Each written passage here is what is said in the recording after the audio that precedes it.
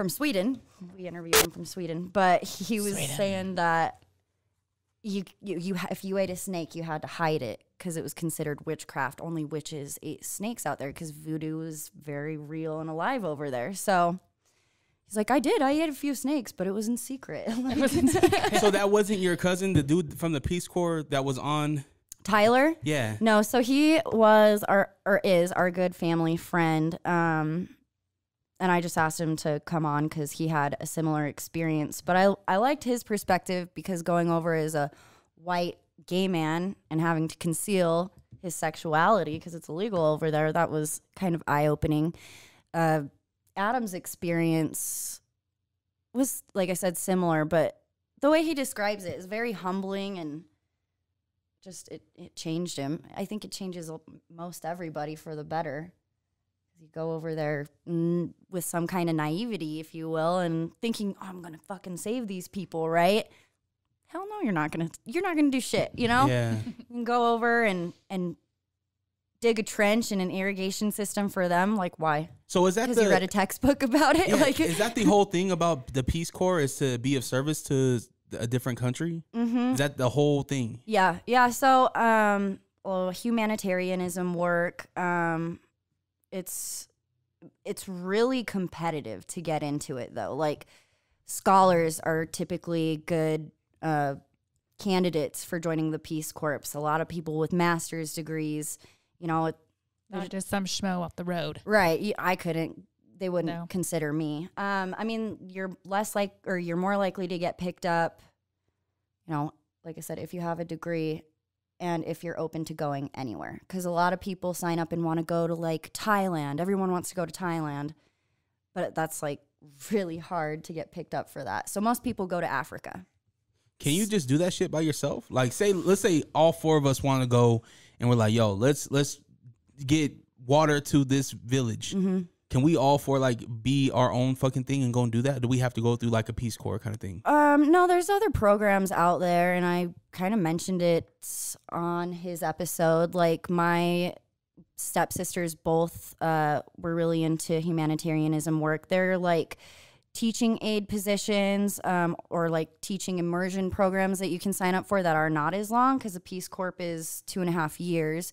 So if you went a different route, you could go, like my sister went to China, and she was over there for a year, and she was teaching the kids how to speak English, and she was an actual teacher, so she got super attached to the kids. And then my other sister wanted to join a program that would take her to Costa Rica and kind of put her in the same position, a teaching position, and then COVID hit. So it just depends. You have to do your research. You and I and the four of us could probably do it, but we would need to start, like, a project, if you will, and have funding. Like, we can't just go over there and be like, hey, like, here's a bunch of, you know, fucking Americans. We're going to help you. Like, and they're like, what? They're like, we don't want your fucking help. Yeah, I don't. Like, we're going to help you. We're going to find a way to help you. I don't know if you necessarily, like, would need, like, government backing, but you might want it going into some of those territories because a lot of places are in state of civil war. Yeah. So you need to be careful. And depending on, like if I went over there, you know, tiny little white girl, they would probably be like, what are you doing here? Like, why is your hair red? Like, what's going on here? Yeah. But I mean, from both people I talked to who were in it, said they go over there and they were the nicest, most humble, unmaterialistic people, and they were very accepting. I mean, it was a little culture shock for them as well, but after they got used to them being there, they said that it was all inclusive. Like, they were involved in all their traditions, their celebrations, weddings, funerals. My cousin Adam was a part of a live birth over there, and so I mean, some good people. That's what's up. I guess I should introduce you guys, you ladies, formally. I got Sarah and I got Alicia from the Hard Talks with a Hippie and a Blonde podcast. Hard Talks with a Blonde and a Hippie. Okay, my bad. You're good. It's fine. It's so fucking long. The original used to be even longer. Oh my God. Yes, we've rebranded 3 times, and it was originally Hard Talks with a Bitch, a Blonde, and a Hippie, and then our bitch quit. And then we had Brett on, so it was 2 blondes and a hippie. And I rebranded again with just us, and now we're here. We were doing the bitch bonus thing for a couple episodes, but that didn't pan out. So we'll talk about that because I love you what you ladies are doing. I was turned on to you ladies by Junior, well really Serena, who is a mutual friend. You guys came onto the 27th Hour podcast, and we just kind of grew a relationship. And so I wanted to have you ladies on. I was telling Will and Justin from the other side of the Beehive, I was telling them that I love when new creators in this space come out and are like doing their thing. And I love to sit down and chat with you ladies and people of like that are in your position to kind of see where your mind's at, to see how things are going, and just get to know you a little bit better, and maybe push your audience from fucking, where are you guys from? Ogden? Yeah. South? Like, are you guys like really Ogden, or are you guys like outskirts of Ogden? She's like North Ogden. Yeah. Oh, okay. Yeah. I'm like South Weaver. She's Ogden. I Okay. am You're like North Ogden. Good old Old Town, my work, guys. I work in Ogden. Yeah. She You literally live outside of Ogden. I work in Ogden. she literally lives or works 5 minutes from my house, so that's always convenient, It's nice. especially when I'm hanging and I have an early lash appointment in the morning. Yeah. And then you're like, or she forgets. She's like, what time is it at? I'm like, 11. She shows up at 10. Ow. I show my up bad. sometimes looking like the hot mess I am, and one day I walked in and she's like, "It's okay. You look like a homeless person. You fit just fine." Fit right in. I You mean, fit like, right in. no one just will like know. that guy out on the street digging for the coffee you just took out of the trash. You're good. He's That's like, hilarious. Thanks, Sarah. I can always depend on Hey, you for they're honesty. they're awesome people. Okay, Oh yeah, they don't. I didn't say they otherwise. just- no, the Salt Lakers. They come up here and they're like, "You have money," and I'm like, "Get the fuck away from me." I don't know you. So you're saying there's a difference between Salt Lake homeless and Ogden homeless? Oh yeah. Oh, Okay. Well, It's weird. I'm not gonna touch that No, because it's you know. weird because like we have our original homeless people and like we What know does that them. mean? So, like- Original homeless people. Like I know that like we know their names. Oh, okay. So you have But your you ain't- regulars on 25th Yes. Street that you know and have spoken Yes. to. I understand. Well, no, not really because one has schizophrenia and he walks. So like you'll find him on 25th Street and then you'll see him like up on 30th Street. Poor guy. He's not homeless though. He just has schizophrenia, and so like walking helps he helps his mind. And then when he gets an episode, he'll be like across the street from us, and you can just see him pacing. And he's yelling, and I'm like, "Oh, my boyfriend's having an episode." Oh man. I'm like, "It's okay. You'll give be him a hug. okay." So They're super nice though. I don't know how that's gonna help the case of me trying to get you guys some Salt Lake exposure now. Actually, we'll it's kind take of it. crazy because A lot of it is in North our Salt Lake. biggest following is in South Salt Lake. It's not I thought Ogden. it was North Salt Lake. It's South Salt Lake. Oh, I don't know. I It's the mean, same does it shit. matter? Yeah. No. Salt Lake doesn't matter. Oh my yeah, god. but we also have a really big following in New York, what the fuck was it called? Flatbush. Flatbush, Flatbush. New York. Flatbush, And then New York. just recently, our second biggest following, you'd think Ogden, right? Because that's where we're based out of. But now it's Ohio. I'm like, who's in Ohio? You forget Shout out about- Ohioans. Yeah, is that what they call them? The Ohioans? I don't know. I mean, what do I call you? A Minnesotan? Minnesotian? Minnesotian? Yeah, I mean, I guess it She's works. not Minnesotian. Iowans? Ohioans. Ohioans? Slipknot was from Ohio. Or maybe it was Iowa. I get those two confused. There. You guys are awesome. You both are two mothers. Well, mother to be and a mothery. And is that it? Is it a mothery? A mother already? A mother already? I don't know. A mother, just a mother? I have a 4-year-old. How far along are you? 31 weeks. Oh shit! So It's been that long? Yeah, you were there when I announced. Yeah. And now I'm due in 8 weeks. Bitch hit it for 12 weeks. God. 13. And then announced it on 27th Hour podcast. And I'm literally face, like, oh my God. That was hilarious. She was pissed. I She's like, literally wanted to chuck a water bottle at her. I was like, are you kidding me? You didn't. No wonder I was getting so drunk the first 10 episodes I because was like, take a sip. I'm like, oh, you should try it. It's really good. And I'm like, you just hang on. here to you it go. for me. I'm like, oh, God. She's 31 right. weeks. Do we know the sex? It's a girl. And do we have a name? Caroline May. Lucy. Who I was gonna say it was you that wanted to be Lucy, right? Because on our psychedelics podcast, I was like, it's called Lucy in the Sky. And she's I like, was if you like, have a girl, you gotta name her Lucy. And I'm like, no, It was like, that's a Caroline. perfect name. Lucy with an I.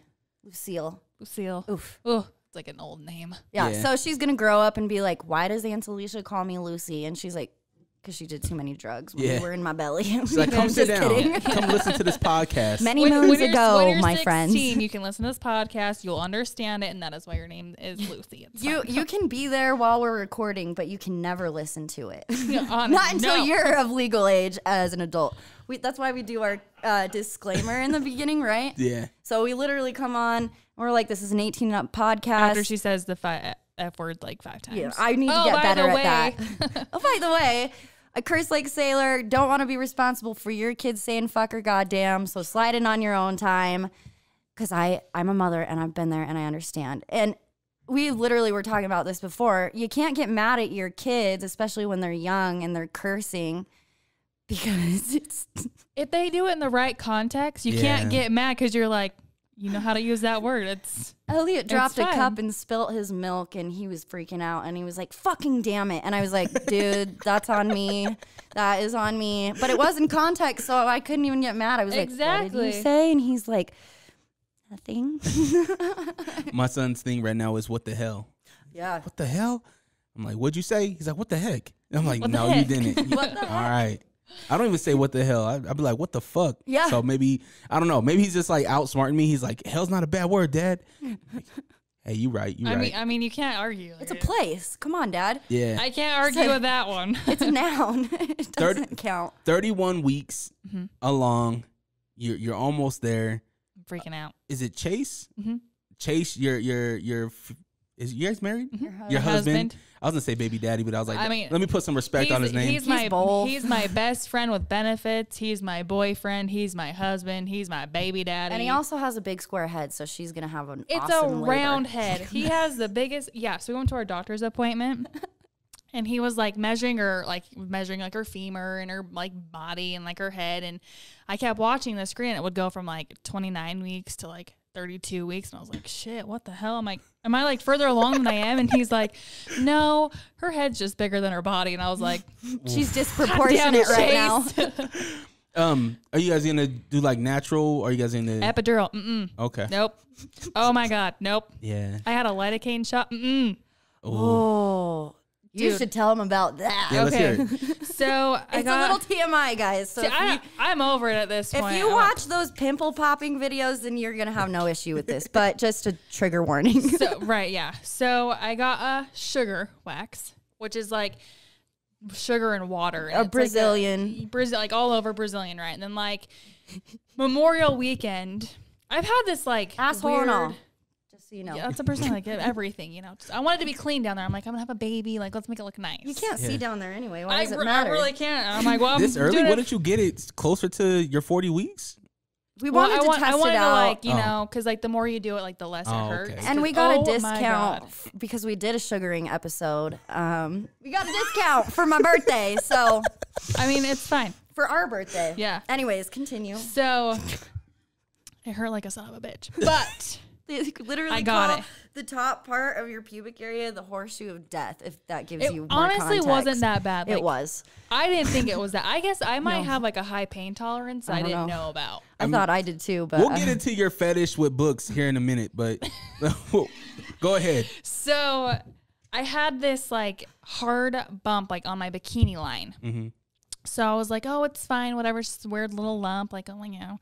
So like over Memorial Weekend, like Saturday, I'm like, oh my God, I'm like, it hurts, like it burns, like it's on fire. I'm like, let's go camping. Let's go camping Sunday Great night. idea. It's fun, you know, whatever.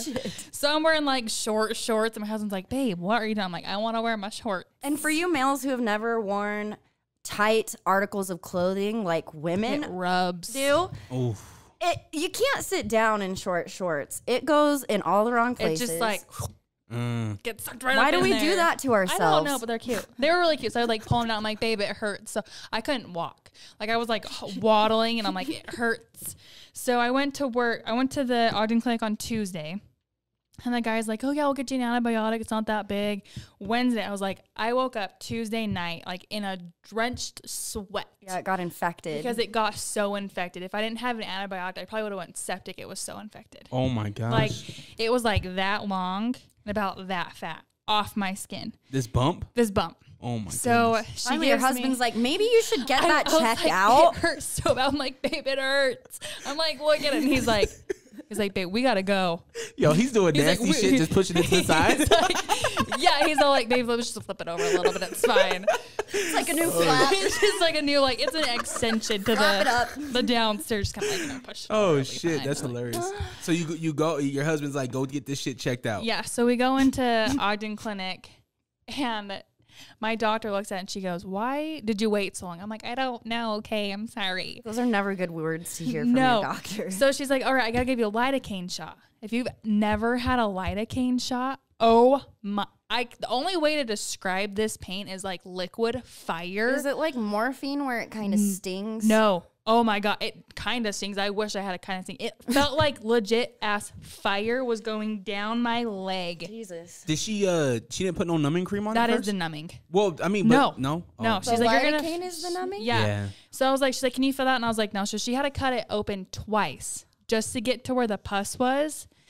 She filled 4 gauze packs full of pus because it was so infected. Ew. Yes. And I'm Holy sitting shit. there I like, see this guy over here. He's cringing. He's like, oh my God, this hurts. the thing is though, I didn't pass out. And she's like, how have you not passed out? I'm like, motherfucker, I do not know. I'm sitting there swearing. I'm like, I'm going into labor. Oh, Holy man. shit. She's like, we had a guy that had this one time and he passed out. And I'm like, thank Because you. guys are pussies. So was it a bug bite or what? No, we thought like it might have been an ingrown hair, but like I've had it forever. And they couldn't find it, the hair. So she had to get like this long little like metal stick thing that had like a little like head on the end and like stick it in there and like twirl it around to get the hard stuff out and squeeze it some more. Never. Bye. Never. Peace, Will. See you later.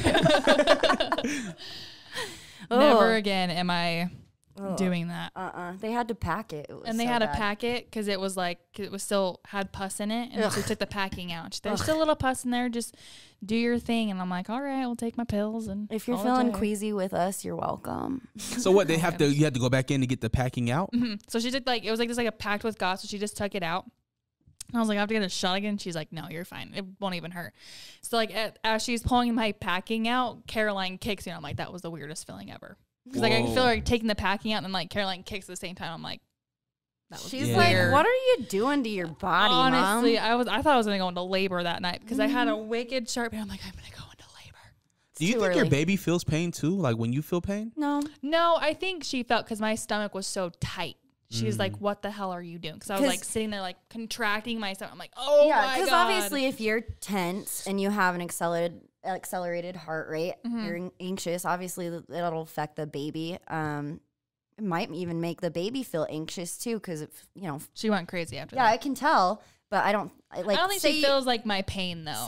you cut your hand open, the baby won't feel it. It'll probably just like be in a little shock because you're in shock. You know what I mean? Yeah, like if because like my breathing and like her like we're like connected in our breathing. So I think because I was like, she's like, your breathing is great. I'm like, thanks. I'm ready for labor. Like, what the hell? This was a good trial run. Thank and you. I think too, like people pass out is because you stop breathing. Like when guys like will hold their breath. Like I'm like, don't hold. Like, you can't hold your breath. That's what will make you pass out. Yeah. Or you hyperventilate and I was Still starting. don't get enough I was starting to oxygen. hyperventilate. I'm like, where's the bag? Yeah. Chase is like, we're never doing that again. I'm like, you think? So that's a weird thing to go through during your pregnancy. And then I had the worst sunburn on my thighs. From what? Just like we went camping and I just sat in the Oh. sun and didn't do anything. And I was like bright ass red and it burnt for 3 days. put and I on was your like, damn sunscreen. I forgot it. And she's Oh like, my what? God. He's like, babe, sit in the shade. I'm like, I want a tan. Yeah, now you're red. Now I'm like, fuck you. Nope. Now melanoma's down the line. Now I sit there like we went and laid out and I had sunscreen and every 5 minutes. I'm just like reapplying it. I'm like, nope, not getting burnt today. Yeah, good girl. I used to be that way, like as a teenager. My mom used to fight with me. Put the damn sunscreen. I was like, no, I need a tan, and because I tan pretty well. After you fry. Yeah, but yeah. And then I got to be a mom and I was like, oh, I'm not invincible anymore. I don't want to die of cancer one day. And then I was like, maybe I should apply this shit. I was gonna ask because somebody mentioned something about Portuguese on your episode. Mm-hmm. Is somebody Brazilian? No? We have a few listeners in Portugal. Oh, okay. So That's probably maybe what it that's was. what it brought. We're international, Brought it bro. brought? Yeah, I know, Yeah, right? bruh. You guys, It's a Bruh. trip because I had to stop looking at our statistics because it started to become addicting. I told you that shit before you even. I remember telling you specifically, don't look at that shit. Just create. Mm-hmm. And I feel like that's where a lot of creators get hung up, is that they might have this idea of where they want to be and where they feel like they should be. Mm-hmm. In reality, a lot of people, there's a lot of things that happen, right? Not a lot of people are in their cars no more because of the pandemic, right? Right. You guys were still podcast. You guys started your podcast during the pandemic. Yeah. So that can definitely hinder it, right? So there's a lot of things that happen, and I'm like, just keep your head down, just keep creating, because at the end of the day, new people like Will, right? I just put him onto your guys' podcast. Now he has a whole back catalog he can go and listen to. 24 episodes. Heyo. Dude, I was so excited when we hit episode 20 because I was like, bitch, we made it. Yeah. Because statistically, most podcasts don't make it past 10 episodes.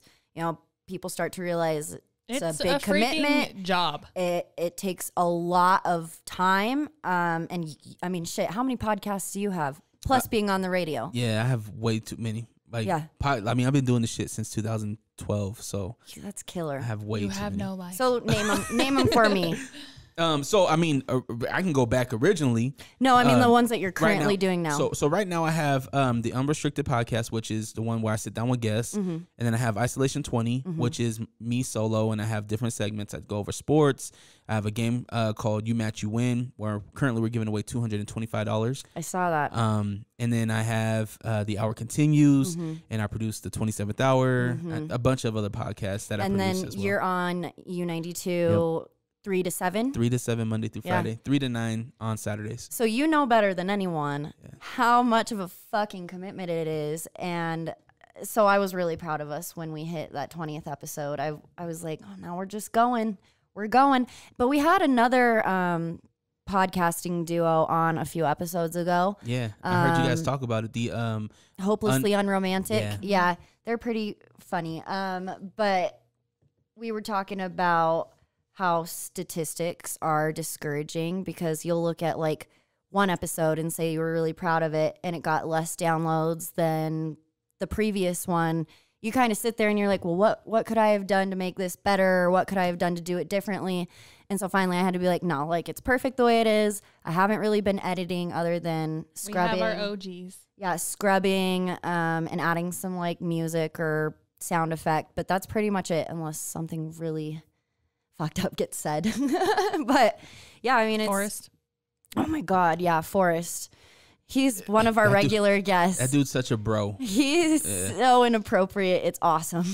Like I said, you need a harem. Yeah. Tell people what that is. So it's a reverse harem. It is one female and multiple men. So you can have, reverse like, polygamy? two- Well, In a sense, except you're not married. No, because polygamy. No. Okay. Harem. So it's like reverse and like HAREM.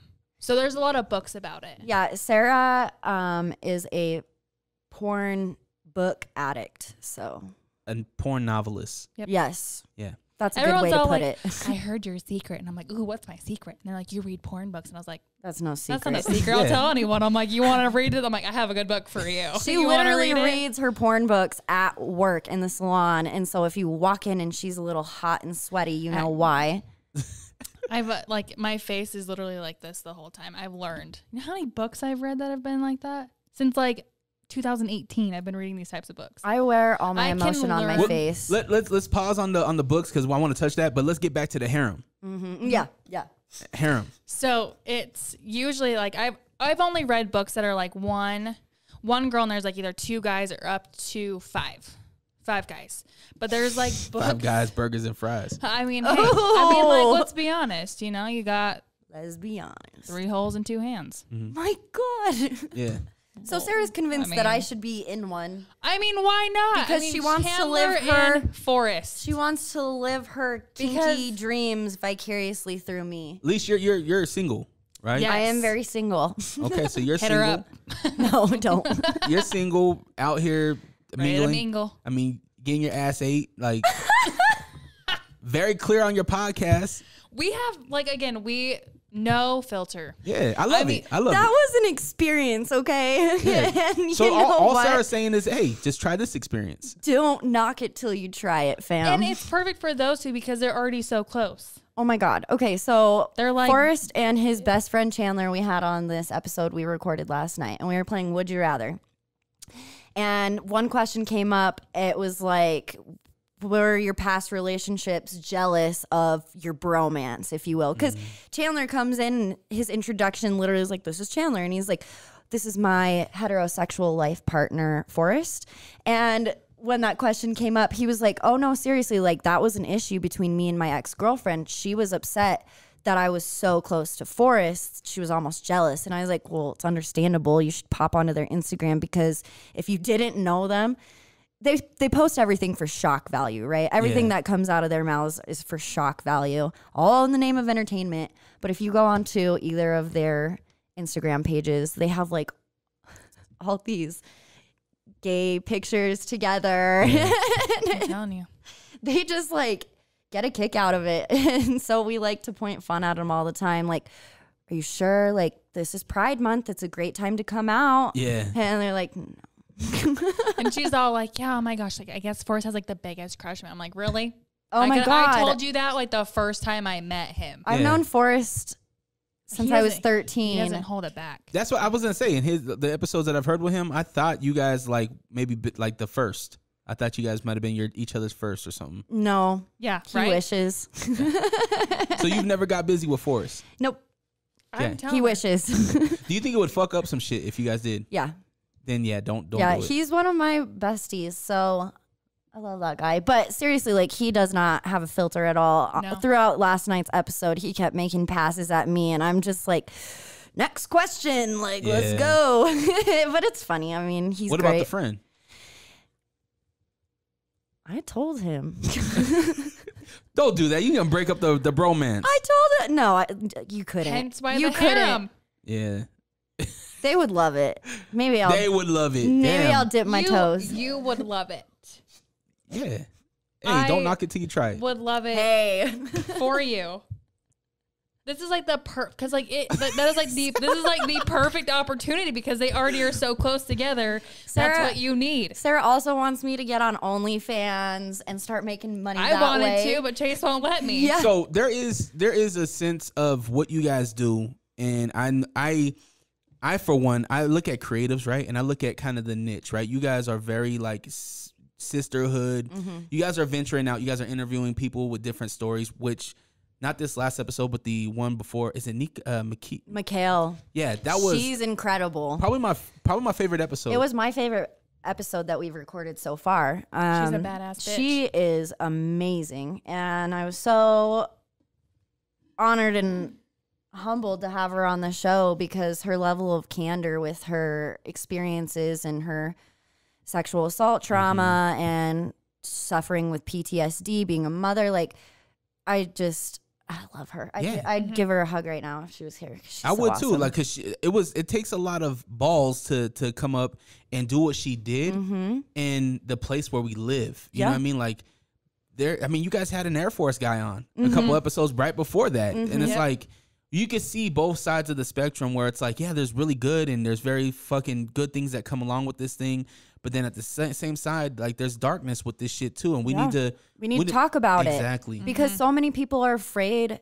to talk about it. Over 76.1% of sexual assault or rape cases within the military go unreported because it's usually someone in their chain of command or, their commanding officer. So they're afraid of retaliation. And just like Mikhail's experience, she was threatened to not speak up or report it. By like the nurses that were like taking care of her, you do realize that if you report this, Everyone has a everyone gun on has this a gun base. here. Like Yeah. just so you know. And she straight up will tell you too, like, no, they tried to kill me. Where her injuries were and how severe they were, she really believes that the intention was for her to die. And so the fact that she's here and she's crushing it and she's juggling so much and still crushing it, I just have so much respect for that lady. Yeah. And I'm so excited for, people that we're going to have on in the future. I know you or Junior Hammond did an interview with Amber Carlson. She's a therapist. We're going to have her on in a few weeks, so I'm excited about that. Like a month. And then we're going to have, her name is Rachel. She's in Louisiana right now, but you know, she's getting married to her wife soon. So we wanted to talk about gay pride, especially during the month of June, because I'm a big supporter. Love is love. Yeah, likewise. Yeah. And I think it's important for people to be able to feel comfortable. I wanted to create a platform where people feel safe and they can be outspoken, because there's so many individuals out in the world who can't speak up for themselves. So if any of the people or anything we talk about on the show resonates with anybody, you know, I'm doing my job. That's the whole point behind it. It's, you know. So I know we were talking about OnlyFans. Sorry to kind of you're get serious good for a minute, but That's no, what we do. when I see what you ladies are doing, I think that there is an area where you guys can do that type of content, what you feel comfortable with, right? And your spouse feels comfortable with. Maybe instead of anything, you know, flesh showing, maybe it's a novel read. Yeah. I would love that segment where Sarah has Sarah's novel reading. You go through and you read a passage in this thing, and then you give some advice, like you know, whatever that is, and then, you know, is it sexual advice? Because she only reads erotica novels. Exactly. It could be that. It could be that, right? Like this.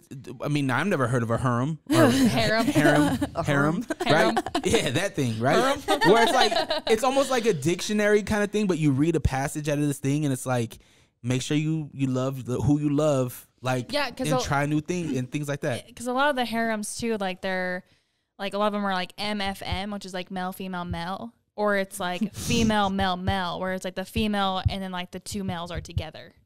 Or it's like, because there was one book I read. What if you don't identify as a male or a female? I haven't read one of those yet. So it was just kind of like, but there is, I have a ton of like Facebook pages, and there was one where it had it on there where it was like the different like I can't think, like letters, and it was like what you were. Yeah. Like what you kind of, there's like paranormal ones, there's like regular ones. See, this is all content. And all you got to do is fucking open up your phone and read that shit. I told her, because she has a best friend. This relationship grew from social media. So she's in a erotic novel group on Facebook, and Five, fam. Jesus. Awesome. Well, it's just nice because there's like the dirty book secrets. There's like the reverse harem ones. There's ones that like deliciously dark and taboo. Like some of these books are like so dark. It's like I have to like I don't know take how you read some of them. There was one book I read. Some it was of them are like so really dark. fucked up. Like yeah. not consensual, if you know what I'm saying. And I'm like, Sarah. There was one book, and it's called In Ruins by, let's see if I can find it really fast. Probably that comes from a real place, probably though, too, for right? a good reason. Yeah, probably. But I mean, she grew this friendship with this girl in Texas, and they read books together. We do. Yeah, and like so much so that she even sent her like a baby shower gift from Texas. Wow. She's super awesome. So what's her name? Jessie. Jessie from Texas. Hey, Jessie. Love her. Texas. So it actually started with this book. It's called In Ruins by KG, and it's REUSS. I thought you were going to say KGB. I was like, why the fuck are you reading this shit? No. But in that one, there is one part where it literally makes me like, I physically like cringe and I cry. Yeah. And I know it's just like a fictional character, but like when I read, like I don't just read, like I see it. Like there's sometimes where I'm like, I gotta go finish that movie. And I'm like, that's not a movie, I'm reading a book. Well, and you become attached to the characters, you know, just like one of your favorite TV shows. I mean, obviously, like we all watch some fucked up TV these days. No wonder we're so desensitized to everything. Yeah. So, I mean, there's so many movies out there with like rape scenes or shit like that. So I guess honestly it's no different, but some of the shit she tells me about, like the gangbangs and fuck, I'm like, dude, that doesn't sound fun. Like, well, the girls enjoy it. No, but do you know what a gangbang is? It sounds scary. So, 1 girl, 3 guys. Oh, I thought it was more. That's what I'm saying. Anything more than a 3, is it a train? Yeah. Okay. That's what I'm saying. She's all like, a gang. Oh my God. I'm like, okay, you don't know what a gangbang is. It is called 1 girl, 3 guys. That is a gangbang. And it's all consensual. Okay. Yeah. All right. Well.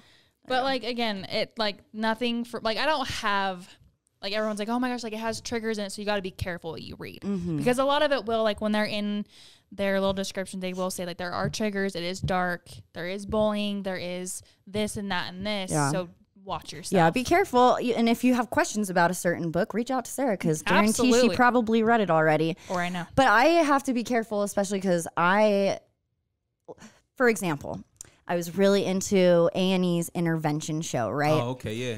And I binged watched probably the first 3 seasons. And after a while, I was like, I can't watch this anymore because it affects me. Like I felt depressed. I felt anxious. I felt like an addict. You know what I mean? From watching it so much. And so then I just had to stop. But yeah, I don't watch a lot of TV and I honestly don't read anymore. My life is podcasting. Yeah. Well, I read to like research shit, obviously, but you know what I mean. It's just I have to keep my headspace. You're in love with what you guys are doing right now. Absolutely. And I think that's awesome. When you have a passion like that, I think it's you. There comes a point where you're like, what more can I do? Right? What more can I do to help elevate this podcast? Kind of going to what you were talking about. Why didn't this episode do so well? Yeah. It's not necessarily that question. It's more of how can we be better? Right? Instead of just hitting record and just fucking talking, what more can we do? Right? Right. I want to be captivating. I want people to be interested because, you know, especially some people, older generation family members, they're like, so what? You just like talk about nothing? And it's like, well, it's more than that. Like we have a different topic each episode or we'll just bullshit back and forth. We tangent a lot. But I've also had a lot of really good feedback in the sense that people like that because they feel like they're a part of the conversation. You know what I mean? They're like, well, I felt like I was there. I felt like we're friends now. And I was like, well, we are. Yeah. So we're best friends. Best friends. That's my best friend. Yeah. You're my best friend. Is my bestie in a Tessie? Yes, it is.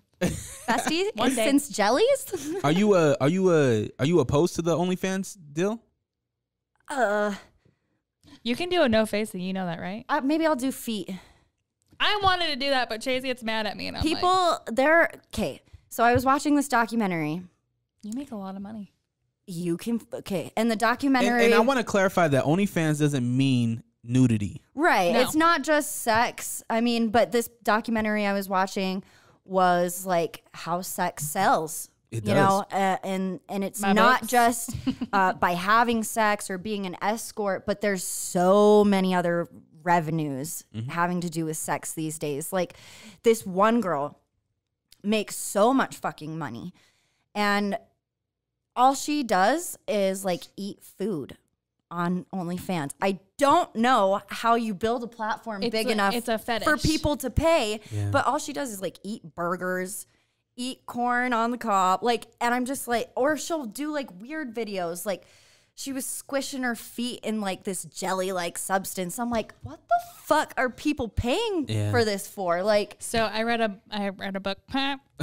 shocking. Weird, but they had a fetish room, so like it was not sexual for him at all, like, and he would just sit there and they would like have food and like they would get off on that. So it's just like whatever, like no judgment at all. I'm like, you do you. Yep. Like We got on whatever, that you know, topic 'cause last it's like night. not sexual for you, like you're just in there eating a burger, No, I'm having a great hustling. old day. I'm here making and they're fucking like, money. oh god, yes. You don't think that people, I was having this conversation with some of my other friends. You don't think people look at your photos and aren't like, you could be fully clothed. You could be in fucking winter gear. Right. I'm but they're like like- that sometimes. Your Snapchats, I'm like, It's like, oh my. All my rave outfits. yes, I love you. They're like, you look so cute. Like even like when you like take pictures like in like the bathroom mirror, I'm like, she is so cute today. And I'm Thank just you. like, And it could this be is my just best that, friend. right? Yeah. It could be like, that's another content. My mind always fucking goes. But what if you did a rave outfit for the day, right? And it's like you put music behind that shit and you just fucking talk about the rave that you went to or your Yeah. rave experiences. Yeah. That could be an OnlyFans thing. You're not showing nudity. I met this girl at Singularity. It was a music I thought music that was festival. a phone company. No, it's Singular. just, yes, it is. But it's the name of a fucking festival, and it was over my birthday. And I met an Instagram influencer. You can find her at Sunflower Raver, but that's what she does. Like most of her content is she dresses up and does her makeup and does like a different rave outfit for the day. And she's sponsored by a lot of companies like I Heart Raves and clothing companies for her to like try on these outfits. And she looks fabulous in all of them. But she just recently started her own rave clothing line called Olympus. I think that's it. Olympus Rave Outfits or something like that. But yeah, she's killing it. And so, I mean, I've thought about that. What can I do to be more present on social media, especially to help the podcast grow? You know what I mean? I think that's my number one thing for you ladies is that's what I get upset about. I'm like, why aren't their IG fucking popping? When you guys take a phone, when you guys took a picture with the other chick Mikhail, she had a very big weight loss. Oh, Jake Lee, yeah. I think that was like the first picture I seen of you with like a guest and stuff. That was because we started. What we forget sometimes because we get carried away in the conversation, but with people that we really we have loved everyone on the show. I don't want to misspeak, but with the bigger influential people that we have on, we have tried to make it a point to take a picture with our "It's time for some hard talk" sign, just because we want to grow. I got probably an additional 300 follows after Jake Lee's episode. It was crazy, but I think it's all about other people willing to share. And I thank you so much because you've always been a huge support. You share a lot of our shit. But that's something that I have to tell people to do if they're on the show now. I literally sit down and I was like, before we record, I have to ask you if you will share this content on all of your social media platforms when we're done, just to get the word out. And that's been helpful, but a lot of people forget to tag our handle or, you know what I mean? So it's been a big learning process figuring out how to master social media because all the algorithms are fucking wild. You got to do it though. You got to do it. All the even hashtags, like you shouldn't even worry about the guests. That should be an afterthought, right? Because you might have a guest on and they might not even fucking listen, right? Right. Like you. Well, and I found that most don't because they already sat down for the recording. Most people who are on, like, how often do they go back and listen again? You know, most people don't want to hear themselves talk, especially when they were already there. Yeah. But I think it's important, especially because I have to listen to all the episodes. Because you're the one editing. Yeah, yeah. So I don't know. I think for you too, though, you have to. Like you ladies, you have something special, and Thank you. You have to fucking. Like your fucking washcloth is fucking soaked right now. You guys got to fucking wring every fucking drop out of that fucking washcloth to get. I like that metaphor. The fucking. I don't know if it's the right one, but.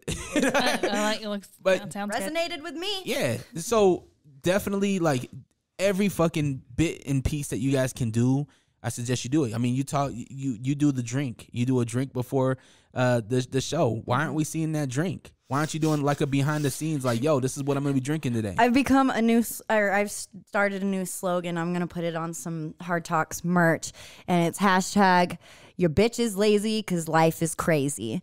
And it's true. I don't post many pictures of our drinks because it's kind of become more of an underlying thing. I'm usually drinking like local breweries, beers. So shout them out.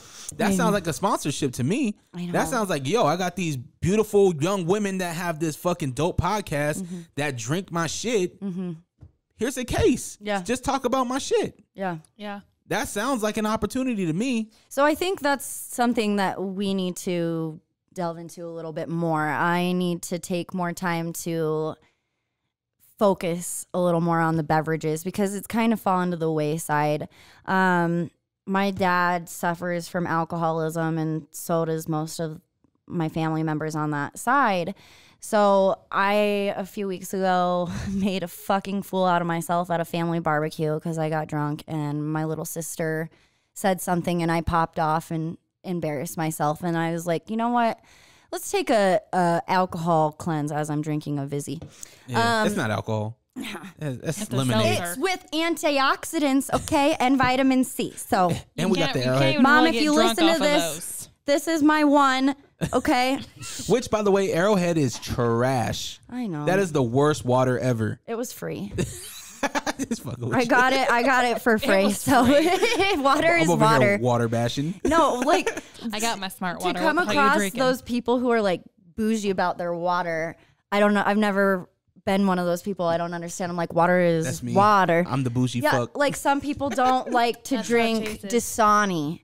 Like Yeah. my friend It tastes Serena. different. Serena does not fuck with Dasani. Yeah. She's like, it's trash, trashy water. That's how I feel about Arrowhead. I But- feel like it's creek water. Like if you drink that, like you can really feel like you're in the river. Maybe that's a turn on for a lot of people. Guess so. Well, they taste different. Yeah, Yeah. they do. So, I mean, anyway, after that barbecue incident, I was just like, you know what? I have a very addictive personality. I started Hard Talks to be able to be transparent and have those hard discussions. And I had to have a hard talk with myself and be like, bitch, maybe you should slow your roll a little bit, because I have a tendency when I don't have Elliot to overcompensate and I go 0 to 100 real quick. So with the last few, maybe 5 episodes, I've taken it a little easier on the drinking just for my own. It's nice for me too. And it doesn't have to be alcoholic.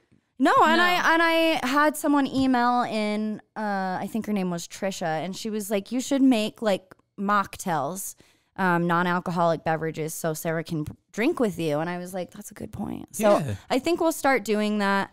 I've brought it up like in 3 episodes, but we had a guest email into the show, and he's like, no alcohol, because Captain Clement from the Air Force I had on, he's very religious, so I observed, didn't drink when he was on.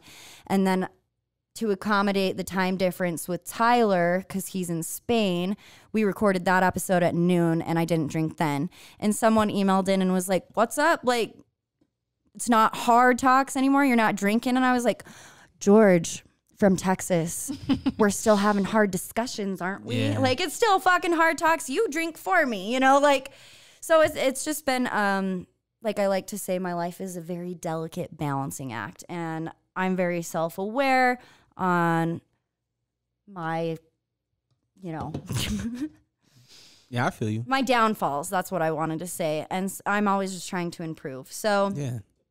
just regrouping. And I think after, you know, this next episode that drops with Forrest, maybe I'll do a mommy mocktail segment, and have that hard talks with our audience as well, just because most people don't want to be like, yeah, I have a tendency to drink too much. Most people don't like to admit that to themselves. You know what I mean?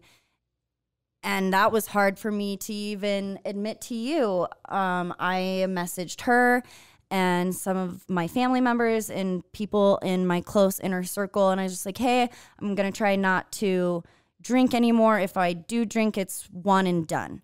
I think it's important to be transparent about the hard shit, especially with yourself, because a lot of us lie to ourselves and don't want to see our downfalls.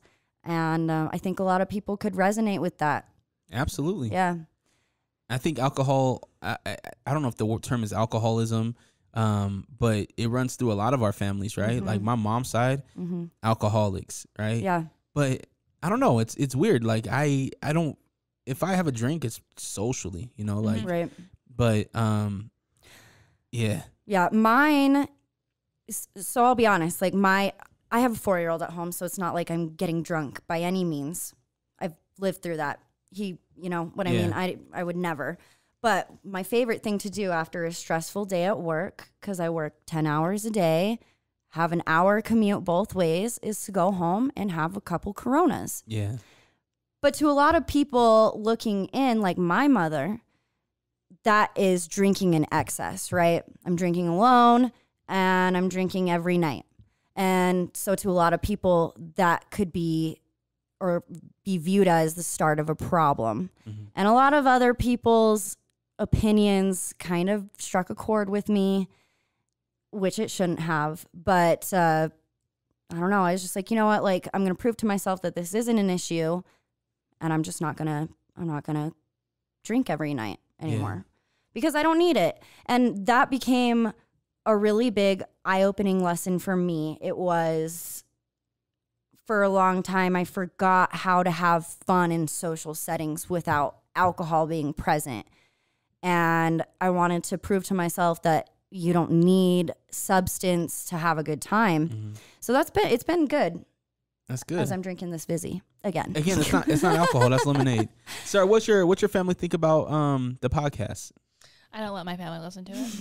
They're very Whose LDS. grandma slipped and listened? My grandma. That was yours. My grandma cannot. She listened to the Rim Job episode and she was like, "Oh my goodness, Alicia, I heard that you had a new experience." And I was like, "Oh my God, I told you not to listen to that episode." And she's like, "It was very funny and it made me blush." And I was like, oh, fuck, okay. So your family don't listen at all? I have a very religious family. So my grandma, no. She would have a heart attack. We would kill Grandma Belle. Yeah. Do they even have the slightest hint of what you do? Yeah, so they know I have a podcast. Like, my brother listened to a couple episodes, and he's like, "My little sis," he's like, "she's making it. Oh, my gosh, like, look at her." And I'm like, "Thanks, Andy." Don't listen to it. Yeah. But, like, my mom knows, and she's like, I'm like, "You can listen on your own time." And, like, Chase's dad's like, "I want to listen to it." And Chase is like, no. Like, you will find out things about me, Chase, you don't want to know. Yeah, no. So let's, keep it. I'm almost more comfortable like publishing episodes to an invisible audience, right? It's always a trip to me when people come up to me at work or they'll send me emails or messages and they'll be like, "Oh my God, I listen to your podcast. I love it." And it almost makes me feel like more uncomfortable hearing people that I know listen to it because it's like, "Oh my God, yeah, you know things about me that got your ass ate." It's hard being vulnerable, but that's the point of podcasting is putting yourself out there and, opening yourself up to other people because I guarantee that you aren't the only person who's either done that, experienced it, or felt it. So yeah, I think that's the realness in the whole thing, right? Like you ladies are genuine, you're real, and that's what to expect when you tune into your podcast. And it is tricky though when you are at work and sometimes you don't want certain people to know what's going on, right? Right. My coworker, she's retired now, so it doesn't matter as much. But she's an older lady. She's beautiful, wonderful. I love you, Barb. Shout out to you, Barb. But she found out that I had a podcast right before she left. And she came up to my desk and she was like, "Oh my goodness, why didn't you tell me that you had this podcast? I thought we were closer than that." I'm like, "Sorry, Barb." Yeah. Barb. But she's like, "I love podcasts." She listened when she started. I think we had 15 episodes. We just did the episode with Jake Lee. She listened to all 15 episodes in 3 days. Wow. And she comments on all of our shit, and it's just so funny. But when she started, I even told her, I was like, "It's inappropriate and it's crass, Barb. Like, don't listen to episodes 10, 12, and 14. And she comes back 3 days later and she's like, "I listened to those few episodes you said not to." And I was like, "Oh, dear Lord. Like, sorry, don't look at me any differently." And she's like, "Oh, no, like, they were fabulous. I learned a few things." I'm like, "Thanks, Barb. Like, you're awesome." She did say she didn't listen to our drug episode because I understand. Is that the psychedelic one? Yeah. Acid or lysergic acid diethylamide. Go listen to it. It's a goodie. I think that's when I started to listen because that was the one that Serena was on, right? Mm-hmm. And her boyfriend.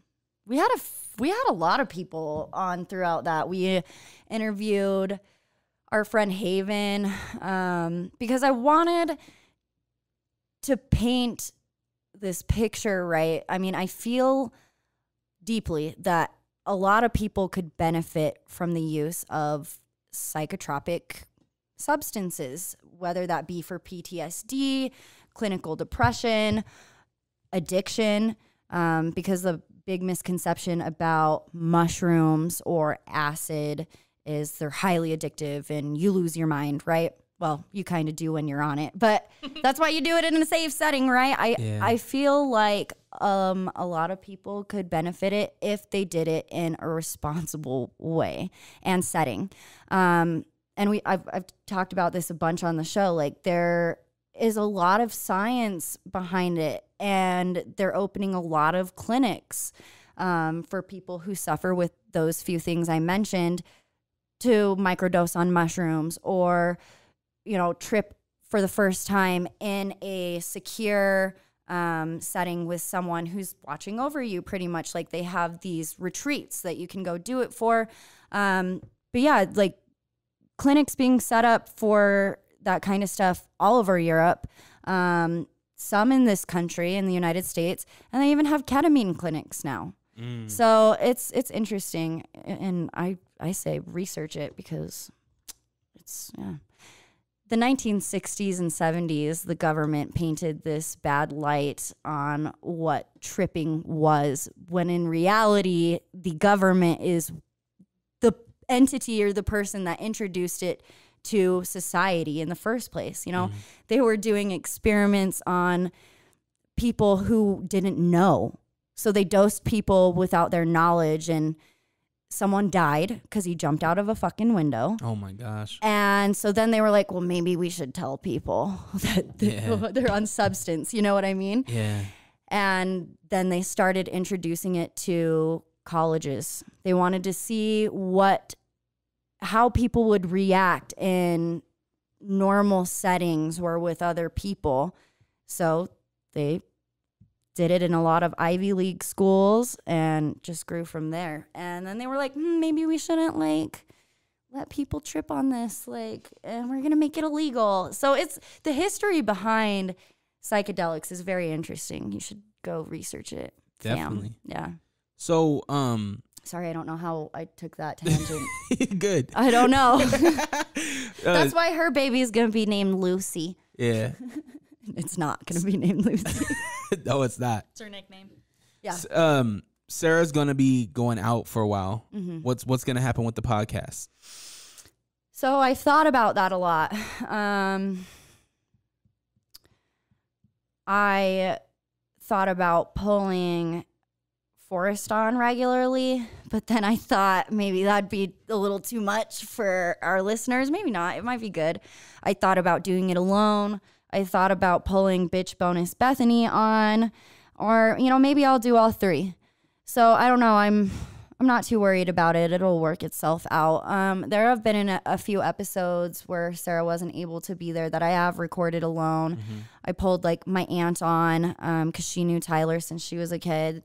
And mostly I just pull people on as a backer. If I have a long pause, they're usually able to jump in and share some perspective that I probably didn't think of, or ask a question I didn't think of. So I don't know. That's a good question. I should probably think about it more, considering we're 9 weeks out. So it's getting close. Yeah. I don't know. Sarah, are you and Chase gonna record this moment of birth? Are you gonna have a live birthing video? I don't know about video, but I mean, for an example, the reason why I ask is because my latest baby, Anaya, I actually brought my recorder in and I recorded her first cries. It's on one of my episodes. Yeah, I'll have to. Yeah.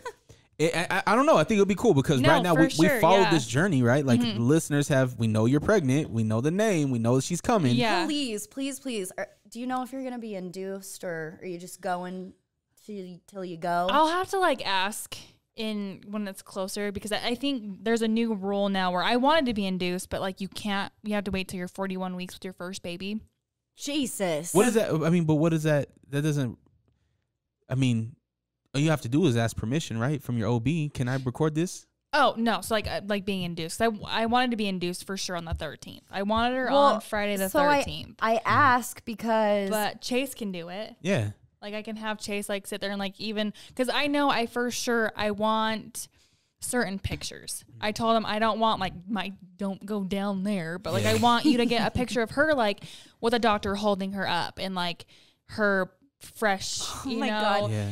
Out of the womb, and her face is just she's just nasty me. looking. They give you the option as you're crowning, as the baby is coming out, they give you an option do you want a mirror? Do you want to see? They have them now at the And The at ceilings. first I was like, no. But with my first pregnancy, obviously I didn't get that experience because he was adopted. So then I changed my mind as I'm in active labor. And I was like, yeah, I want to see it. And they're like, okay, just like reach down and, you know, you can feel his head. And so I reached down. I'm like, oh my God, he has a lot of hair. He's hairy. And they're like, that's not his head. I was like, Hence, I was like, you should have got damn the, it. yeah, you should have, what is it why called? a Brazilian? The Brazilian. Point in case. Thank you Yeah. for that one. You're like, damn, she's bald. Well, but That's I- not the baby's head. But she has no hair. But I ask because I was induced with Elliot. And so before I was like in active labor pushing, I had all my family in the room with me, like while I was contracting and getting closer to active labor.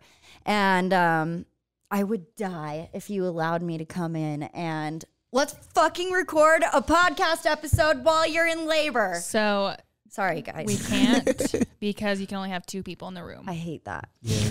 She doesn't want you there either. So I mean, I wouldn't be opposed, but I want. When we had our kids, my first son, she had her mom there. She had her niece, nephew. My mom showed up. My sister showed up. God rest her soul. And it was just too much. Yeah, It was it's a way too lot. much. I finally had to kick everyone out because I was in pain and my ex-husband was busy entertaining everyone else. And I'm like, get your ass over here, my guy.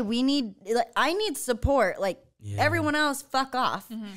So after, like, when they actually went in and broke my water, that's when everyone left. And I was like, thank God. So I just had him and my mother in with us, but Yeah. it was an experience. Chase is gonna love just being the only one there. So, actually, Her madre. nope, my grandma, Oh. because she cut my umbilical Oh cord. yeah, that's right. You were I'm saying gonna that. have her cut. So like even like before COVID, I was like, I'm not telling anyone I had this damn baby until I am home because I don't want anyone to come to the hospital. I'm like, I don't want a million people there. Yeah. But now I'm like, well, crap, I gotta call my grandma. My mom's gonna know, and she's gonna want to come up. And then like I have my sister-in-law, who I'm totally fine with like having a few people there. Like I don't want a million people there. Like I just want to chase my grandma. And then now like Tegan, she's in nursing school, and she's like, I've never seen a vaginal birth. Like, can I be there? And I'm like, No. yeah, I don't care because I'm like, you're a nursing student. I'm like, if any other time I'd have been like, no, Yeah. like that's just weird. Like, no, You let's know not what do would that. suck is if you actually needed to have a C-section. Oh. And then she doesn't even get to, that's what happened with us. We Yeah. had to have an emergency Mm-hmm. C-section. So that's I'm like totally fine. Like I'll ask the doctors if you can be in there because I don't mind you being in there, but I'm like, just know like it might not happen that way. Right. And then I only want Chase there. But, like I want my grandmother because again, like that umbilical cord, like she cut mine. It'd be cute to cut her great granddaughters. And she's like, well, have your mom there. My mom's like, I don't need to be there. It's fine. I don't want to be there. I'm like, okay. Tell me about Turner syndrome because I know they were worried about that. Okay, so we 13 weeks, 12 weeks, 13, whatever. We got the blood test, and I was like the one that's like, oh, let's get it all done. You know, let's get all like nothing's gonna be wrong. Yeah, Yeah. shit on me. Oops. So She probably likes that. we get a call. I'm not that fetishy. God. I read about it though. But anyways, totally kidding. I haven't read a book like that. No, she's not. I haven't read a book about that one yet, but I have read a passage about this guy on guy. Shitting on and someone's no, chest? he was no, it was a guy on guy, and they were intercoursing, and he peed in him. They were Oh, wow. intercoursing. Yeah, they were like connected. I don't know how to say that without Okay. being weird. Yeah. And he like peed inside of him. Okay, Oh my I don't know. How does that happen? Back to what you. It's just like people are into it. Like that's Oh. what I they don't like. understand Gotcha. the urine Sorry. thing. Turner. Turner syndrome. Defecation, not.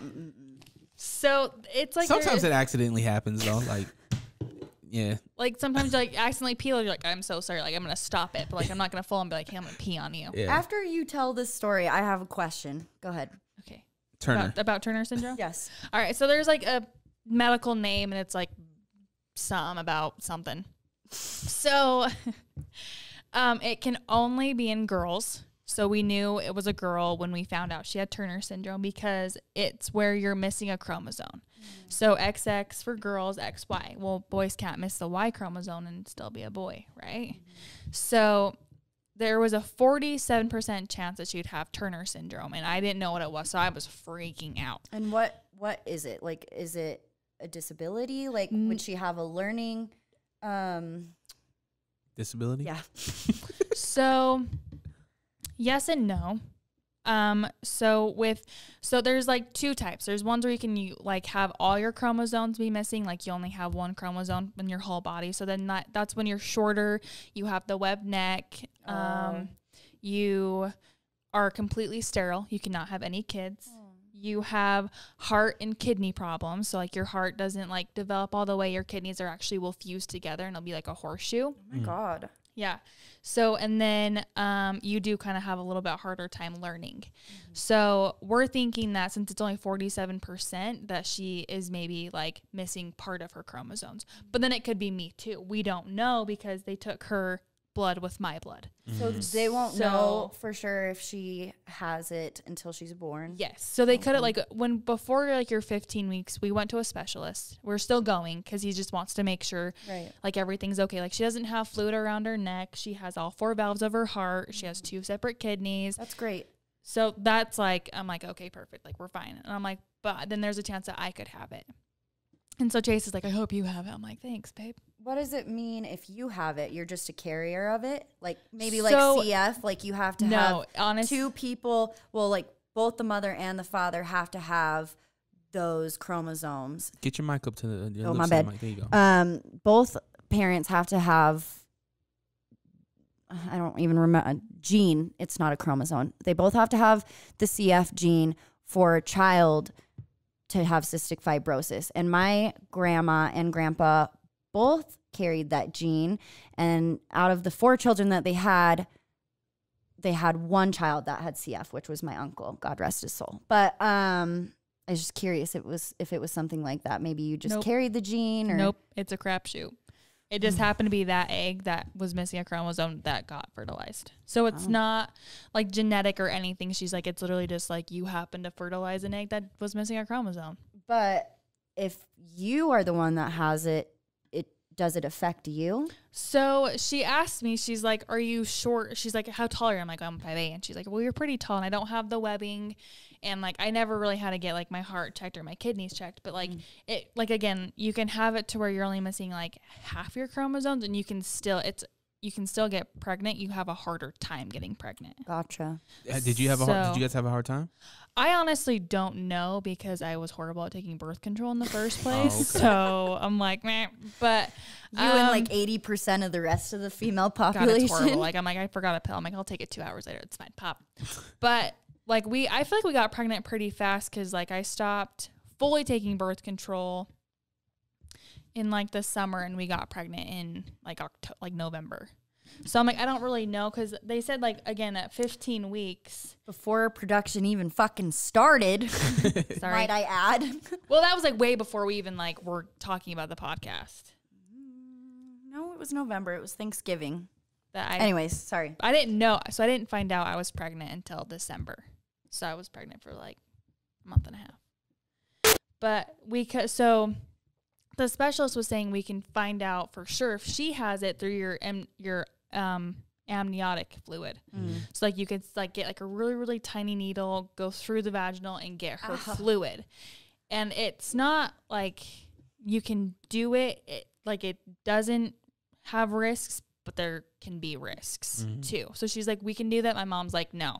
I took my mom with me to that first appointment because I'm like, I don't know anything. And she was a nurse. So I'm like, I need my mom there. And so Chase was in the car and like we would FaceTime him and she was looking at her heart and she'd look at her, like she has 2 kidneys, all 4 valves of her heart. So we go again in 4 weeks to get another ultrasound done. And every time we go in and there's nothing wrong, the statistics go down. So now we're at like 45% that she could have it. Then we're going to go down to like 42%. But when she's born, they'll take her umbilical cord blood. Her umbilical cord blood and check that and see if she has it. But so it's pretty nerve wracking because it's like her heart problems. But then again, like it's kind of like I wish we didn't do it at the same time as like I'm glad we did. Yeah. In case she did have heart problems and she like was born and we're like, what's wrong with her? And they're like, oh, we don't know. Yeah. So now we kind of have like because there's a girl that worked with Corey Yeah. and she's like a sticky stick. And she's like, I might have Turner syndrome. I'm like, oh my God, I know exactly what that is. But she's 19 and she never would have known. Yeah. Oh, wow. So it's kind of nice to Well, like. and it's already so stressful to be pregnant, especially with your first child. So you've been keeping your stress levels low, and I commend except you for for that. freaking lidocaine shot. Yeah. Threw me through a loop. That was disgusting. I think we've all been there though. Like we've all have went through. Obviously, I've never carried a child, but just the unknown about what your child is gonna be until it's actually here. Because they could run a bunch of tests and shit, but you don't really know Right. the state of your kid until they're in your arms and they're And good. yeah, and too, like my cousin, she's my age and she actually has a little girl too. Like when they were doing blood tests on her, like they were like, she has Down syndrome. Like she doesn't have Down syndrome. She doesn't at all. So it's kind of like Interesting. you don't know. Yeah. Like maybe they had like a little bit of a gene of it, but like again, like we don't know how many chromosomes are missing. There were just like happened to be one chromosome missing from this little spot. Yeah. So it's kind of hard to like know, and it's very like even like just having a said healthier child or whatever, it's still nerve-wracking because it's they learn everything from you. Like I was talking about this to a client and I was like, you could tell them that the sky is red and they will take it like it's Bible. Yep. Yeah. Because like That's you true. have to teach them right from wrong, and it's like it's very nerve-wracking to have a child. Alicia, what would you do if you got pregnant right now? I would die of happiness. It's funny that you bring that up. Are you pregnant? No, I'm. She's like, cheers. I'm like, hey. My ex-boyfriend that lasted a couple weeks would shit himself. Could you even like call him a boyfriend at this point? Nope, it didn't count. I don't really think it because it was just weird. Did you It have a was all relationship after weird. marriage? How long have you been divorced? I'm going on 3 years in August. And did you have any serious relationship after that? No, he was kind of this most recent one. I broke up with him just a couple weeks ago. So he was my first officially labeled boyfriend. I mean, I've had my For little 2 days. flings. It was 2 weeks. Well, it was like labels because like you guys, he was Well, weird. because we were dating, if you will, for maybe 4 months, and then he asked me to be his girlfriend when we were inebriated on But my then birthday. You like broke up too, and then you're like got back together again. No, that was before. It was all weird. The whole thing was weird. He's a really nice guy, but it just didn't work out because he didn't like my kid. That's like red flag number 10. That's weird. That's ugly, right? He He knew I told had you, a I kid. don't like your kid. He told one of my really good friends, mutual friends, that he hated my kid. Oh And yeah, that's a no. If you've ever met Elliot, That's you're disgusting. Just like, you Yeah. don't know Yeah. how. No, so I dropped him like the hot rock he is. But first official boyfriend, if I got pregnant now, I was literally watching a commercial, and I have the Nexplanon in my arm, that birth control, right? I've never seen a commercial for this birth control. And of course it was on Hulu. And tell me this, with the commercials on Hulu, don't they get so loud? Yeah. Yeah, Right, mhm. it's so all of a sudden, like I'm doing my dishes and I'm hearing about Nexplanon, and they're like, there have been a lot or high cases of ectopic pregnancies. So that's when the egg is implanted and pregnancy starts within like your fallopian tubes, right? And it's not viable. So you usually have to get like a DNC and whatnot. But I was hearing this and I was like, oh my fuck, like why am I listening to this? Like, was I meant to hear this? Do I have an ectopic pregnancy? Like, because my life is such a shit show. I tell I people, thought my fallopian tube, there's a bump. I tell people, I was like, my life could be a fucking reality show just with the amount of fuckery that happens to me. And it's small in between So shit. true. It's so amazing. true. Like my bosses at work hate my guts because they think that I Hence- always have something come up. And I was like, no, I wish I could strap a GoPro to my head so you could witness all the fuckery that happens to me. That's Just why we have the- a podcast. Just the bullshit that For her. the people that I have to deal with. I'm moral and support. at my this point. interactions. I mean, it's just a shit show. So if I got pregnant right now, I would die of happiness. And you could name her Lucy. Yeah, you would have to go with Lucy. Her name would be Lucille. I would die. I would keep it. Our name is to be best friends. Because I've gone through adoption. I've gone through with an abortion. Yeah. After my ex-husband left, we found out that I was pregnant, and he was shacking up with my air quotes best friend. You told me that, and we weren't even close yet. It was horrible. That's something I still have never processed, and I don't know why I'm telling you guys, because a lot of people in my close circle don't know about that. My parents just found out. I got drunk probably a month ago and was having a rough time, and was like, just so you know, my divorce was even harder. Like ex leaving was so hard, not just because of him being like, bye, I don't love you anymore, but because when I found out I was pregnant, I was like 12 weeks along, and he was like, well, what are you going to do about it? Figure it the fuck out. Mm-hmm. And so I was like, well, I can't do this alone in the state that I was in. I couldn't go through another adoption, because as beautiful and wonderful as it is, and I will support adoption forever, ever, ever, ever. It was just, to this day, the hardest thing that I've ever gone through. Especially with you being 17. Yes. Yeah. I was emancipated at 17. I grew up way too fucking fast. And I couldn't go through another adoption process. I was too selfish in that moment, in the sense that I wanted to keep it, but I knew I couldn't provide a good situation for it right now, especially in the midst of a divorce. So all that being said, if in the event that I ever get pregnant, another unplanned pregnancy, I would go through with it now, because, I'm financially stable. I have a good career job. I have my side hustle doing hair on the side. Oh, I'll tell you with the podcast. And then I have my podcast. So I would die. Yeah.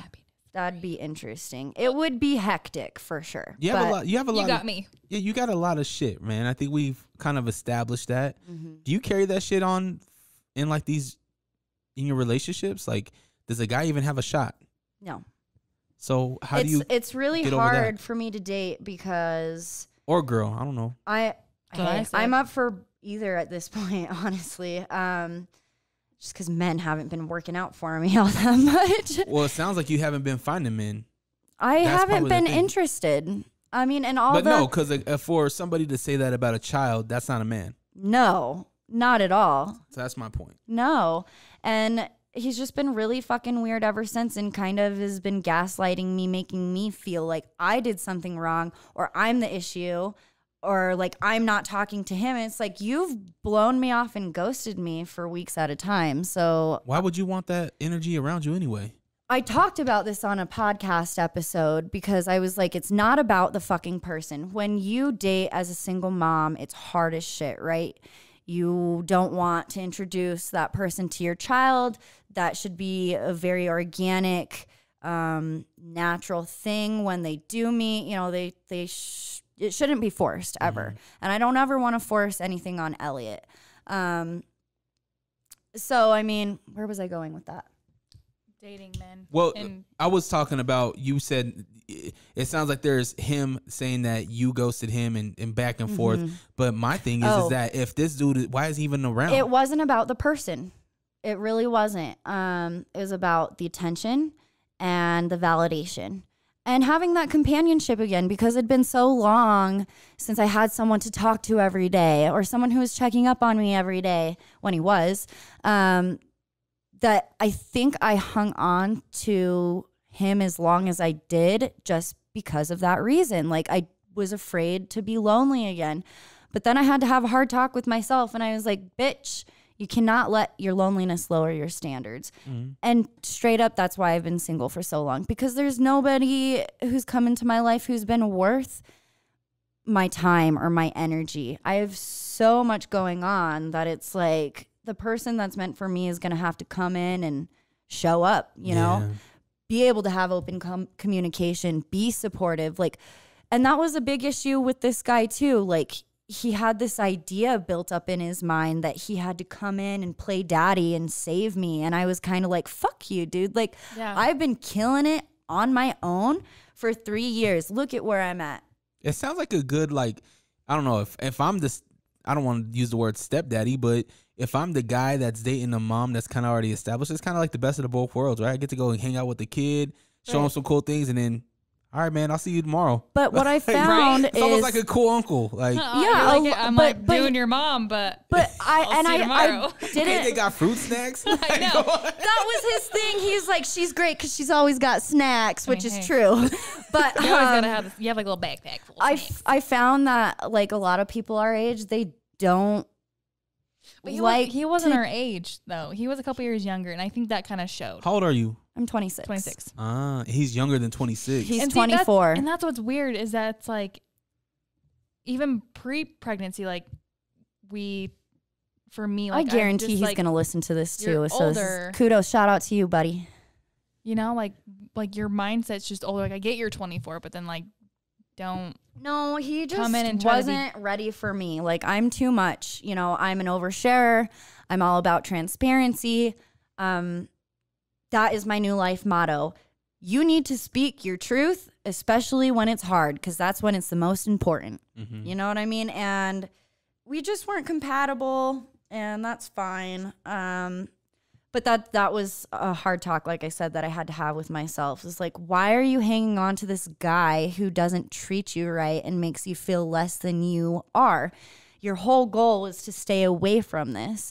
And that's when I came to the realization. I was like, you're not holding on to said person. You're holding on to that feeling, to being able to talk to someone every day. I think that was the biggest thing is like, I don't know, having someone to be like, hey, good morning, beautiful. How are you? I don't know. I don't even get that. Really? Fucking Chase. Chase does it. Don't do that. Chase, I'm not gonna let them do like that. He's horrible at texting. He hates texting, which is fine. Like he'd rather call me. Yeah. And that's what I like. I'd rather like have him call me, but he does. He's great. He kisses me every morning before he goes to work. But I totally get what you're saying. Yeah. Like I'm not a needy person. Like but it's nice. I have so much going on. All I want out of a person is to be there. Just to know, like all it takes is a good morning text to make my day. And like, it's not like I need to see you all the time. I got so much shit going on, but knowing that I'm on your mind and knowing that you want to see me, that's huge. That's honestly, all I require. Like that's regular shit. That's regular shit, right? Honestly. I can't find that. I'm sorry. That's okay. I'm better off single. Have you done, I mean, you haven't dated, right? Because you jumped straight into a relationship and family, right? How'd you and Chase meet again? So when I was 18, I had a reverse harem. I had a little wild streak going. Oh, great. Did you? Oh yeah. Were you rebellious? Oh yeah. Okay. It was bad.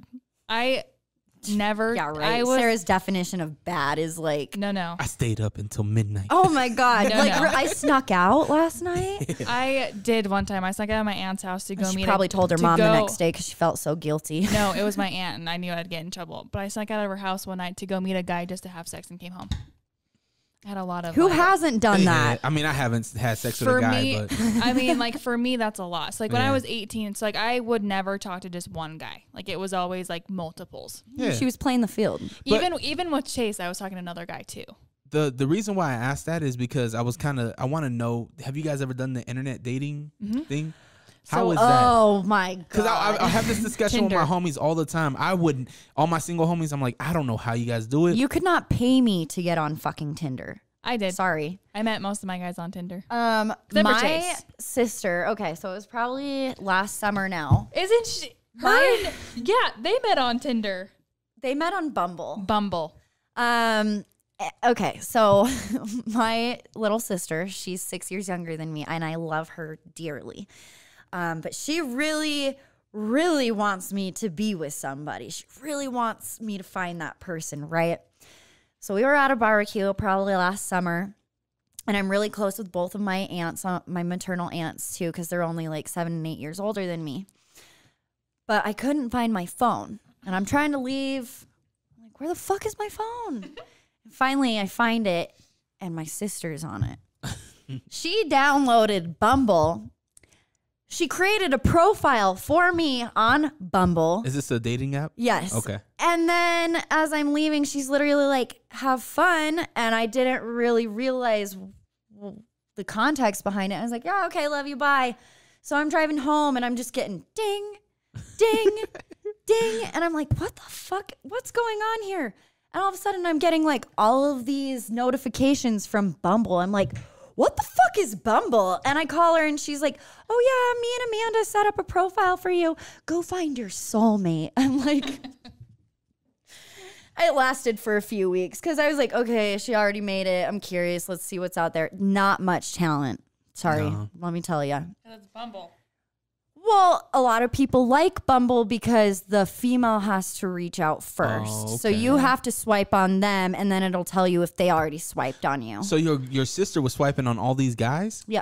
How did she know what you're looking for? Like, Yeah. how did she know? So my typical, what I've drawn to, and I'm really trying to break out of this, okay, is tall, skinny white guys Okay. who are either narcissistic or A-type loser. That's what I attract. I'm really trying to get out of that.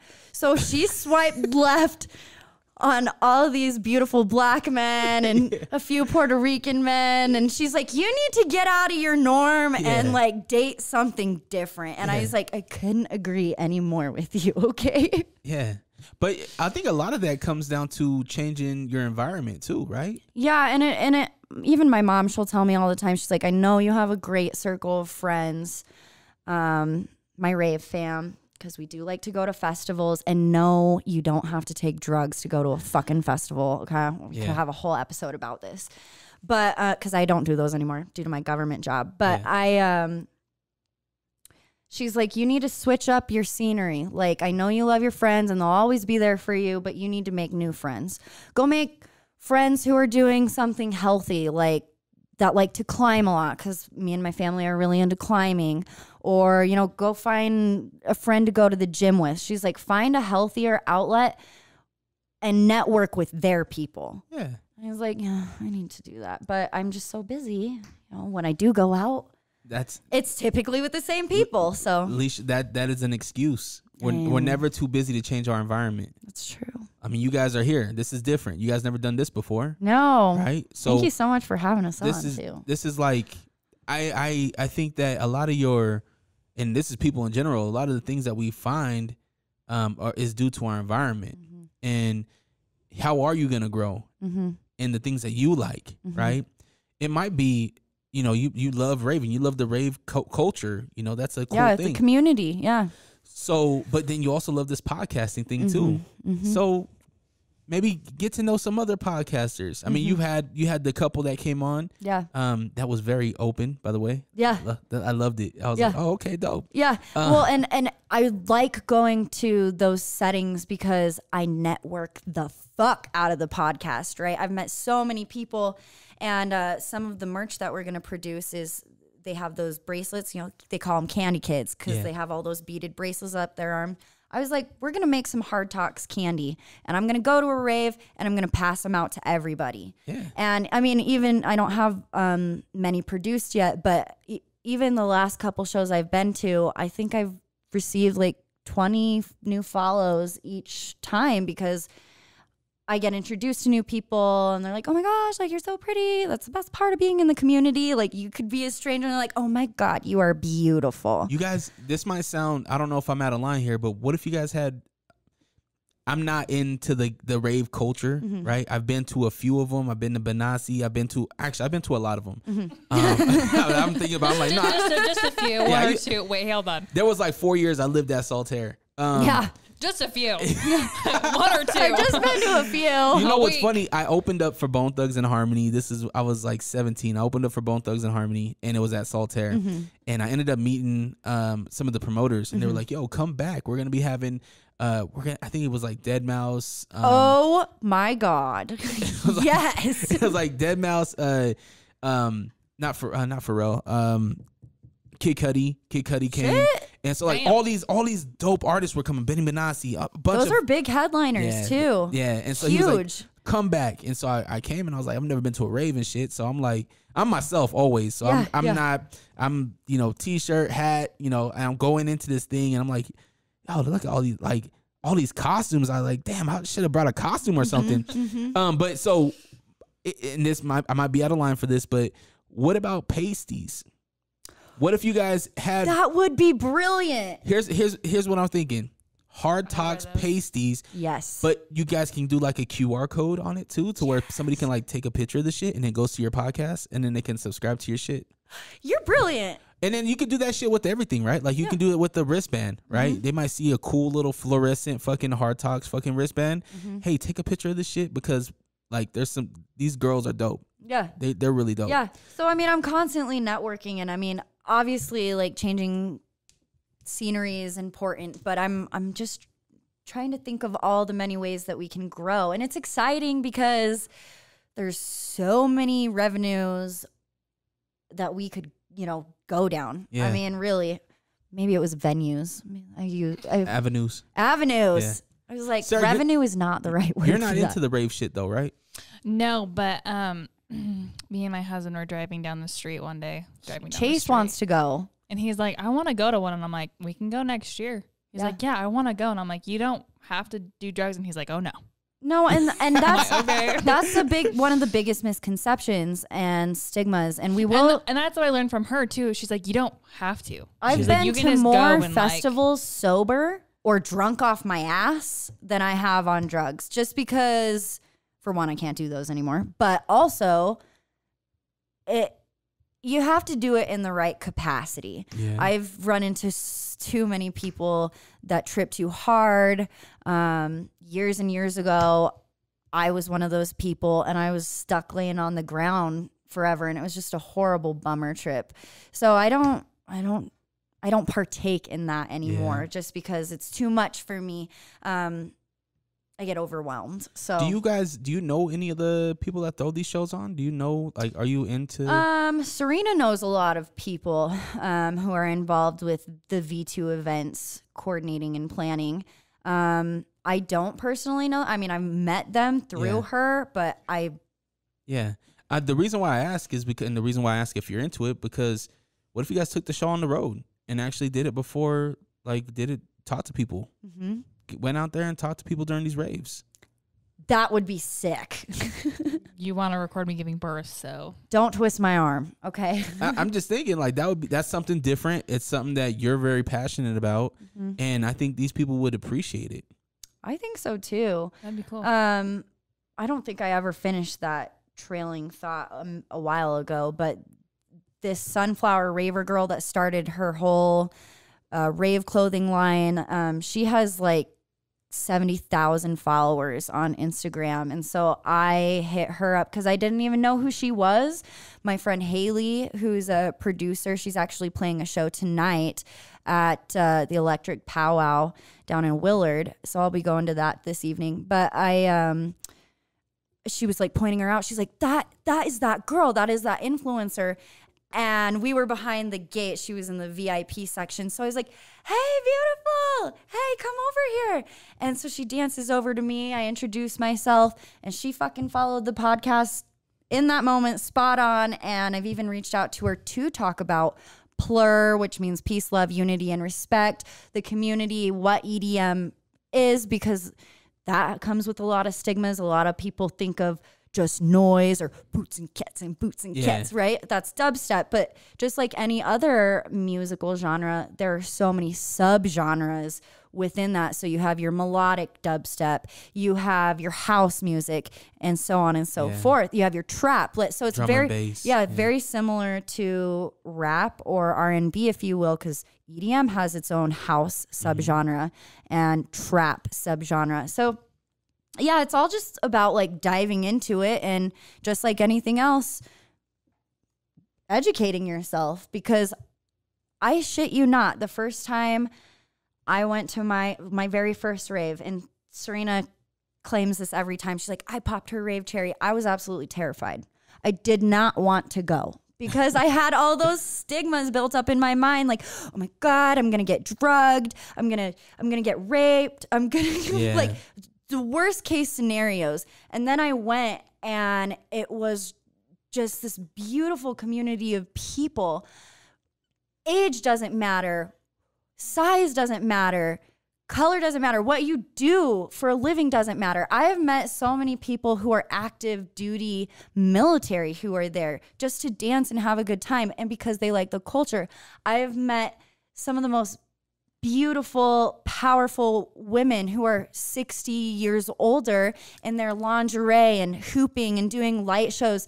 So it's really just about being comfortable in your own skin and having the liberty to step out and be like, I'm a boss ass bitch. Yeah. And I feel good about like walking around here. And my dad hated it for a while because obviously I'm in skimpy costumes. But I was like, you should be proud of me for having the confidence to step out in my skin and feel good in it, you know? Do you think it was him being, because as a father myself, if my daughter does, I'm not worried about my daughter. I'm worried about the guys that are attracted to my daughter.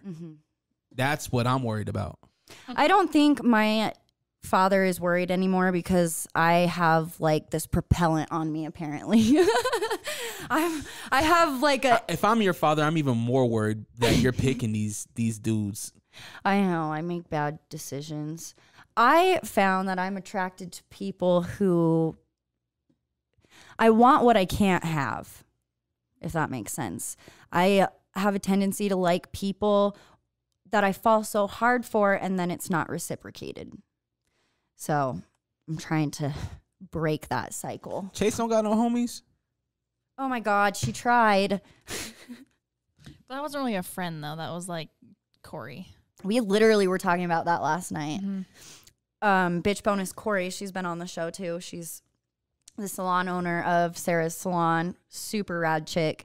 Color queen, motherfucker. Yeah, that's what you were saying. Yeah, but she set me up with one of her clients, and I thought he was going to murder me, so I stood him up on a date. That's the only time what vibes did he give you that makes you think creepy ones? Okay. Well, we went on a blind date with Sarah and her husband and another couple, and that was fine. And then we talked throughout the week, and he was just a lot. Basically, like, I love you within that week. And then he was planning our second date, and he wanted to meet up at Snow Basin and go hiking alone. And I've just listened to too many true crime podcasts, and I just may have smoked something, so I was a little paranoid anyway. And I literally made up an excuse and blew him off. That's the only time I've ever... That could be a beautiful second date, though. A nice hike. That's what everyone said. And then I got in my own head, and I was like, maybe you're just fucking paranoid, which I am. Maybe you saved your own life.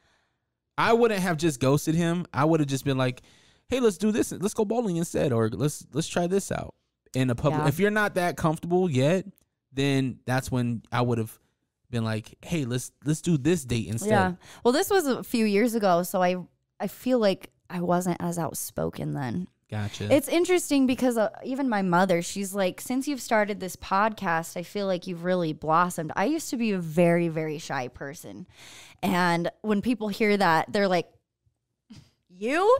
I'm like, yeah, I used to be really shy. I was very introverted. I didn't have many friends in high school. I was kind of the floater kid that never really fit in anywhere, but was friendly with everybody, you know? Yeah. And so, I don't know. Now I would definitely be like, hey, like, I don't feel comfortable. But back then I just made all the wrong decisions. What about you, Sarah? Have you always been you? I mean, you said you had a wild time, but I mean, have you always been like? I've always been extroverted. Oh, okay. For sure. I'm very loud. No one, when you first meet me, you either like me or you hate me. Mm-hmm. There is no, literally, like, I have people that are like me and my best friend, my other best friend, we hated each other in high school. Absolutely hated each other. But it's so different because me and Sarah fell in love with each other as soon as we met. I was actually Sarah's boss. Mm-hmm. Wow. She was. So I'm a lot. Aren't we both? That's you either love us or hate us. And it's like, even like my in-laws had a hard time with me. Like my Chase's stepdad, like he texted me like a little while ago because they recently got a divorce and he had extra money and he helped us pay some stuff off. And I texted him, I'm like, dude, you are freaking amazing. Thank you so much. And he's like, I'm like, you're like the awesome father-in-law. And he goes, I feel so bad because I didn't. He's like, I couldn't really. I couldn't stand you in the beginning. He couldn't. He's like, I just like, you are too much. Why would he say that to you? because now he's being awesome. I'm like, well, that's fine. Like I'm 100% like it doesn't hurt my feelings at all. Well, and a lot of people don't recognize Sarah's humor either. She's very dry humored, and It's bad. she could say something outright nasty, like rude. Like if you didn't know she was joking, she'd come off very rude. You'd be like, God, you were a bitch. Be like, I was kidding. Stone cold face. Like too. I'd be like, I was joking. Yeah. And like, were you really? I'm like, mm-hmm. Yeah, we I'm like to say laughing so that hard. like Seinfeld's very dry humored. Sarah's dehydrated. It's bad. And like you honestly, like, it doesn't, like, I don't get offended by it because Corey, my boss, she'll be like, there Sarah goes. She's like, Sarah, you need to like not do that. Turn like, it down to PG. You need please. to like bring it down. I'm like, oh shit, okay, sorry. And like even Chase now, he's like, babe. And that coming from Oh Corey my- too. Corey is one of the most outspoken people. Like if you walked in, she would be like, "Oh my God, why do you look like that?" Like, Yeah. I mean, like she's very outspoken too. And so for her to say that to you, that's saying something. Which is fine. It is. I don't mind. Oh. Well, we're over at an hour and 40 minutes. Mm-hmm. I appreciate you ladies She for likes to coming talk. by. Alicia, let Sarah talk more on the podcast. I know. I've been No, it's trying. totally fine. She doesn't jump in. She needs to jump in. Otherwise, I'll just keep going. My attention span just kind of stops at like an hour and a half. Yeah. Or like 45 minutes. And I'm like, Well, we say that, but then we've had a few people on where you could just go and go and go. that is true. There We are could have some talked people. for 3 more hours with Mikhail. Oh, for sure. Like Forrest and Chandler. Not that I didn't like them, but I was like 45 minutes and I was like, They're just a lot, and I love them. yeah. So, where can people catch the podcast and where can people follow you? You can find Hard Talks with a Blonde and a Hippie on all of your major podcasting platforms. We're on Spotify, Apple Podcasts, Google, Stitcher, iHeartRadio. We do like to ask that if you are on Apple Pod, you leave a 5-star rating and review. It helps us so much on the business end of things, like you have no idea. And first 15 people to go on and do that on Apple Pod will earn a free piece of never before seen Hard Talks merch. I will mail it to you, especially if you're international. It might take a minute because But Freaking UPS. it's worth it, and we love you. You can follow us on Facebook or Instagram at Hard Talks with B&H or Twitter at Hard Talks with B1.